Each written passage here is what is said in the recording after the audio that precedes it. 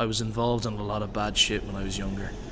The worst was when the group I used to hang with convinced me to drive for them whilst they robbed a convenience store. I was parked around the corner in an alleyway. They came out and threw a bag of cash along with their pistols into the back seat. Before I could pull out, we were surrounded by cop cars. I was tried. So were they. They got 6 years, I got 2 for being an accomplice. I just got out. I've been looking for a job but hadn't gotten anywhere yet.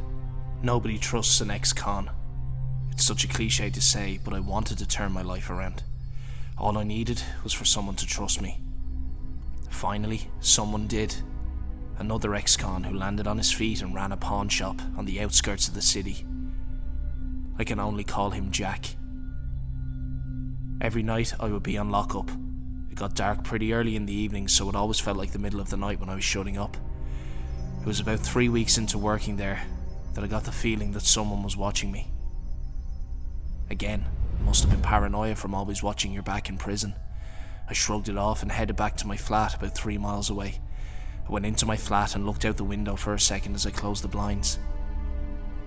A figure was standing beside a street lamp, looking up at me. I looked back at it, trying to figure out whether or not it was a figment of my imagination. All of a sudden, the figure sprinted across the road towards my apartment block. The buzzer to my apartment was ringing constantly, over and over. I was freaking out. It was an old building, so there was no way of looking through a camera or anything. I only had an intercom. "What do you want?" I screamed.